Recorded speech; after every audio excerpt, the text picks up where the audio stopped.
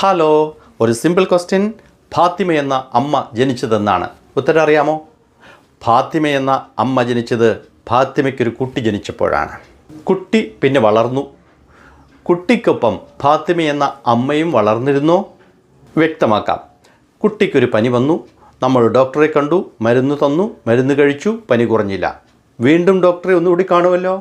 വീണ്ടും മരുന്ന് തന്നു, മരുന്ന് കഴിച്ചു, പനി കുറഞ്ഞില്ല. പിന്നെ എന്ത് ചെയ്യും? പിന്നെ നമ്മൾ ഡോക്ടറെ ഒന്ന് മാറും, ആശുപത്രി ചിലപ്പോൾ ഒന്ന് മാറും, അല്ലേ? 5-ാമത്തെ വയസ്സിൽ കുട്ടിക്ക് കൊടുത്തുകൊണ്ടിരുന്ന മരുന്ന് തന്നെ ഫാത്തിമ ഇപ്പോഴും കുട്ടിക്ക് കൊടുക്കുന്നു. കുട്ടി വീണ്ടും കുരുത്തക്കേട് കാണിച്ചു.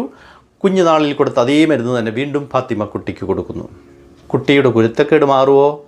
എന്നിട്ട് കുട്ടിയോട് കലിപ്പാണ്. എടാ എന്ന് കുട്ടിയോട് അലറുന്നതിന് മുമ്പ് അവനൊരു താങ്ക്സ് പറയണം. മരുന്ന് കൊടുക്കുന്ന ഡോക്ടറെ മാറിയതുപോലെ കുട്ടി അമ്മയെ മാറിയില്ലല്ലോ, ഭാഗ്യം. 13 വയസ്സ് കഴിഞ്ഞിട്ടുള്ള നിങ്ങളുടെ കുട്ടികൾ വലിയ മാറ്റങ്ങൾ കാണിക്കുന്നു, ചില പ്രശ്നങ്ങൾ കാണിക്കുന്നു.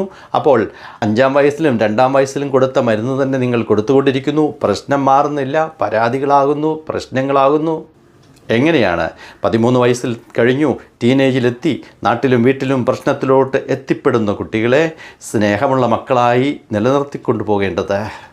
വളരെ ഗൗരവമുള്ള ഈ വിഷയവുമായി നമുക്കുടനെ കാണാം. Thank you all. Good bye.